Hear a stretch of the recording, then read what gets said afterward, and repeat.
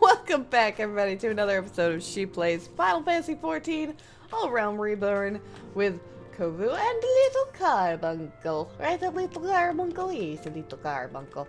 In this episode, we're going to talk to the Scion of the Seventh Dawn. If you remember last time, we did finally get our hands on a mount and joined Free Company, the Serpents, and we're going to find out what happens with it. I can't believe I didn't turn this quest in. Welcome back, Kovu. Lady Minfilia awaits you within. Oh boy, here we go. We're gonna go talk to Lady Minfilia. Welcome back. It seems you wasted no time putting your skills to work. How do I know? Why, the recruitment officer called to regale me with the tale of your heroics. The pride in his voice was palpable. We Scions are truly fortunate to have you with us, Kovu. Now, when last we spoke, I said that I wanted to meet some friends, did I not? Well, I neglected to mention that you have already met. Tataru, please show them in. This way, sirs. Oh, Biggs and Wedge. Thanks again for getting us out of that mess. We owe you our lives. But I don't think we properly introduced ourselves. I'm Biggs. And I'm... Gods, man, spit it out, will you? Wedge at your service. I'm pleased to say that Biggs and Wedge will be staying with us for a while. Magitech-driven contraptions such as airships grow ever more vital to the city-states of Eorzea. As a neutral party, it was judged that we Scions should serve as the keepers of this technology. Of course, for this we needed the knowledge of experts, and so we requested the assistance of Garland Ironworks, who very kindly sent us 2 of their finest engineers. Our happy family continues to grow. On behalf of the Scions, I bid you welcome to the Waking Sands.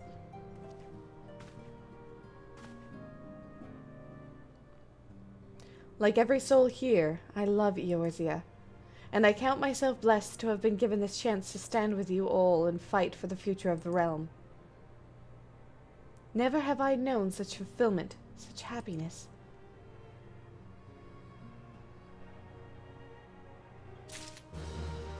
Oh, really?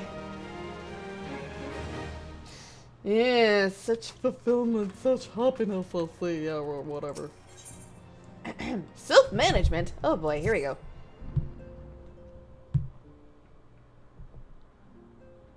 Now, having set aside the formalities, we have a favor to ask of you.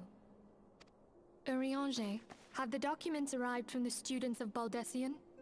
Aye, my lady. They arrived but recently. We have conducted a study at the behest of the Order of the Twin Adder. Papalimo, Ida, a synopsis if you would. Our task was to survey the behavior of the Sylphs, a beast tribe indigenous to the Twelveswood. Oh, how to describe them. They look like Gisselcreens, floating ones, that worship the primal Ramu. Ahem. Though technically a beast tribe, Sylphs are blessed with a comparatively personable demeanor, conducive to peaceful communication. Offering us an invaluable opportunity to learn what the beast tribes know of the primals. While Ramu's existence is well documented, the Sylphs do not, or perhaps cannot, summon the primal any longer, insofar as can be ascertained, until such time as we know. It would be unwise to assume that the threat posed by the primal has passed. Which leaves Gridania with the added worry of not knowing what they should be worrying about. In that regard, they are hardly alone. What we can say with absolute certainty is that Gridania has its hands full fending off Garuda, who, I need hardly remind you, is among the most savage and terrible of all known primals. In short, it is essential that we approach the Sylphs in as diplomatic a manner as possible. Words and actions can be misconstrued, The only sure way to communicate our intentions is the echo. Winning the Sylph's favor may well bring us a step closer to mitigating the threat of the primals. Will you help us? Hell no! I am grateful. Lovely. Well, as much as I'd like to help, I'm afraid I would be of little use to anyone in Gridania. A veritable babe in the woods. Ida and Papalimo, however, should be able to see the forest for the trees. Is that not so, Minfulia? Indeed. You are willing? Leave it to me. Us, Ida, us!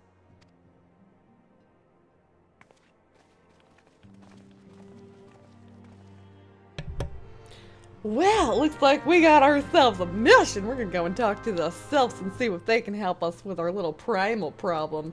Off to the Anna's Nest then! So before we turn in the questions right here, I wanted to take a moment to look at this really quick. So this is a brand new minion that just came into the game. The Toy Alexander. So let's see if we can... Okay, he's not walking away yet, but... That is very interesting. They put a lot of detail into that. Let me see here if I can... Okay, whoops. Let's try pet. Poke. Hand over. Nope. No recognition whatsoever. Ah, I wanted someone to see the front. Carbuncle, you're in the way! I love you, Carbuncle, but you're in the way. Alright. Yes, that's the new Alexander mission. It's bigger than the freaking owner! It's crazy. It's crazy. Alright. Anyway, let's continue our mission here. We know far too little of the Sylphs to lay any worthwhile plans. We must call up the Scions once more if we are to... Ah, beg pardons, 'tis a terrible habit of mine to think aloud. But tell me, what brings you to Adder's Nest? Well, I'm here for a quest. We come in peace.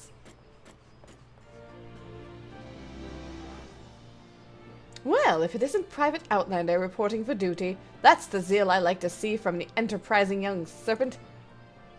Good day, Commander. Sorry to disappoint you, but other business brings us here today. Ida and Papalimo, always a pleasure to see the two of you. My men tell me you'll quest in the name of the Scions of late. Quite so, Commander. A little bird told us that the Twin Adder was in need of our adventuring prowess. Ah, your little bird sings true. No doubt you've heard that we've been investigating the Sylphs, that curious beast tribe that calls the depths of the Twelveswood home. The Sylphs are, for the most part, a peaceable bunch, much to the delight of the elder Seedseer, who has no desire to see her people embroiled in yet another fruitless war. The Twin Adder is of the same mind, and 'tis precisely for this reason that the Sylph's relation to the primal Ramu has raised a flag of warning amongst our ranks. Friendly as they may appear, beastmen will be beastmen. Should there be even a sliver of a chance that the summoning of the primal might disturb the balance between Gridania and the Sylphic tribes, it is a possibility we cannot ignore. Better to be safe than sorry indeed. Do we strike at Ramu, or leave the Sylphs to their own ways? That is the question, yet I find myself lacking ample knowledge to arrive at an answer. Opinions abound within Gridania, but to listen only to one's own is among the greatest mistakes a commander can make. I would hear from the other side, the Sylphs themselves, and seek an impartial party to serve as my liaison. That is where you Scions come in. The Sylphs of Little Solace remain untempered, and have held many a productive dialogue with our people. I would hear their candid thoughts on their tempered brethren. That said, I urge you to exercise due caution. Sylphic tradition and etiquette bears little resemblance to our own. It would not do to have any cross-cultural fox pass get in the way of a productive parley. En route to Little Solace, you will come upon the Hawthorn Hut. Our officers stationed there can enlighten you as to how to win the Sylph's favor. May your expedition be a worthwhile one. A friendly palaver with the Sylphs? That should be a pleasant enough diversion. The Hawthorn Hut, was it? Well, I believe the ferry departing from West Shore Pier should take us right there. A friendly palaver indeed. I hope this will be as straightforward as you say, Papalimo. Bum bum bum. Then we shall take the thing, but of course, first, since we're here, why don't we, excuse me, rude Legolas Galadriel. So, one thing I forgot to cover in the last episode is promotions! So you can actually talk to the Serpent Personnel Officer or the Personnel Officer. They'll be located in the same spot in any Grand Company, and you can apply for a promotion if you want. So, in order to get a promotion, you talk to him, and he will offer up this. Now, I will need to get 2,000 Grand Company seals. Currently, I only have 207, but that's okay. Which, if we hit, you lack sufficient seals. So, I would need to work on getting 2,000 seals for my promotion, which I need to do in order to do trade and supply missions. Let's see right here. Currently, Serpent Sergeant 2nd class. So we will need to get a promotion if we want to do that. But in the meantime, let us go ahead and meet with go ahead and go to the West Shore Pier. Oh my goodness, I'm all tongue twisty today. Here we are by the Lancers Guild, and we can meet Matiny. The ferry docked at the base of this hill will carry you across the lake to East Shroud. Once you're ashore, head due east, and you should find the Hawthorne Hut without much trouble. The Hawthorns are most welcoming folk who have shown us no small measure of goodwill. Still, a bit of courtesy goes a long way. I should encourage you to stop by Full Flower Combe and introduce yourself to Rosa before you travel on. Well, fine, I will. So you'll see the ferry skipper right here. Don't miss him, or you can't miss him. He even says right here, ferry skipper. And then you go to, we're going to the Sweet Bloom Pier, I do believe. Yes, because the Lavender Bed is the personal housing. I happen to be heading across the Sweet Bloom Pier in the East Shroud. Oh, then I shall take your ferry gladly.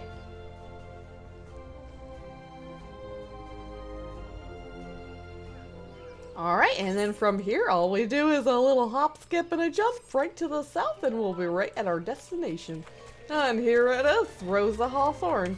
If you notice, I'm actually wearing the Halloween barding for my chocobo, because I got this, I think, a couple of years back, and I'm only just now getting to use it because I only just got my, my mount. But anyway, let's go ahead and talk to Rosa.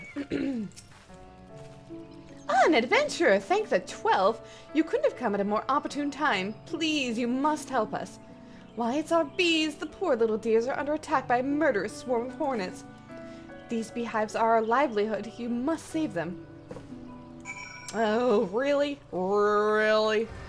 Alright, we're gonna get Topaz Carbuncle out, because Emerald Carbuncle, I love you, but you're more of a... I mean, you're a DPS, and yeah, I think either way would be fine, but whatever. Anyway, so you'll notice purple misty thingies, just like usual. Look at Topaz Carbuncle going right to work. So we're gonna do it here, over there, and over there, and we will be done. And that should have been the last one. Yep, it was. There we go. Thank you, friend. Finally, our bees can make their honey in peace. I knew you were 12, so at the moment I laid eyes on you. You traveled to our hut, you say? And would speak with the serpent officer there?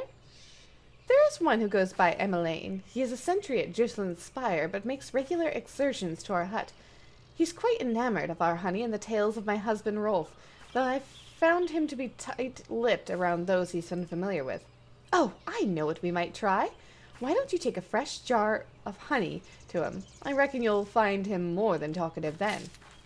Oh, heck yeah, this girl gave us some honey, and like, yeah, we going to sweet talk this guy. Quite literally, actually.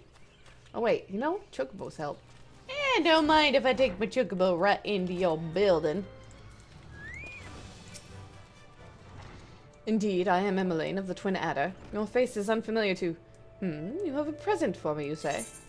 Yeah, you know you want the honey, honey. A jar of Rosa's honey. A freshly harvested to boot. You certainly know how to make a first impression, friend. Ah, so you are the adventurer of whom the commander spoke. Do forgive me for being curt. My stomach was rumbling something fierce. My word, this honey, like liquid gold. Whoa, dude, you're eating it right there? Like, right now? Seriously? Forgive me.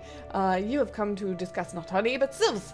For all their whimsy, they are a wary lot, particularly since the Empire has come to the Shroud. Earn their trust, however, and they're as friendly as any folk. They have their quirks, but so don't we all. Would you know more? You'd do well to speak to Rosa's husband here, Rolf. He's forgotten more about the sylphs than I'll ever know. Ew, you're mine. Alright, one more portion of the quest should be good. Come to learn a thing or two about the sylphs, have you? I'll tell you one thing, they are particular folk. How peculiar, you ask? Well, just let me tell you. They're, beg pardon, friend. My friend's just not what it used to be. I've seen much and more in my adventuring days, and it's all a clutter of my noggin right now. Though I've shared my stories with these around the hut before, you might have more luck with them. Oh, we gotta find out more about the sylphs from the people around. Hello, Isabel. The sylphs? Yes, my father told me his stories plenty of times. What I've always found most captivating is how their concept of etiquette is always completely alien to our own. You'd do best not to underestimate them on account of their childhood-like looks, lest your face end up a mess of sylphs, glyphs, squiggles, and chocobo scratches. So that they're kind of like fairies, if you think about it. Like, fairies have always been, well, they're usually portrayed as very mischievous sort. Except in Disney. Don't listen to the Disney version of fairies. The quickest way to a quiver woman's heart might be through her stomach, but don't even think of trying to foist your foodstuffs on a sylph. They sustain themselves simply by bathing in the sun. Or so Rolf told me once. I don't know. You sure about that? The sylphs? Invertebrate tricksters and troublemakers, that's what they are. One day they're drawing marble faces on our mast, the next they're sending us young sentries falling to the bottom of a ravine. Tell them to stop and they just laugh at you. Wolf claims they harbor no ill will, but I dare say such pranks are no laughing matter. Ew, yep, see? Tricksy little fellows. That's okay, let's go ahead and we'll turn this quest in. Now I learned the little tricksy little buggers are causing issues. That's no bueno. Oh, of course, of course. Hearing your stories, well, my stories, has brought the memories flooding back to me. I feel like dancing. Yes, nothing brings people back together quite like a little tiptoe tapping. A sylph told me once, long ago, that dancing is a time-honored greeting among their kind. You'd do well to remember this. It may just help win the favor of our forest friends. Oh, so they like a little dancing sport. I see. I like a little dancing sport too, but we're gonna have to go ahead and end the episode there. Thank you guys so much for joining me for this episode of She Plays Final Fantasy XIV: A Realm Reborn with Kovu and Carbuncle, Topaz Carbuncle, and I will see you next time.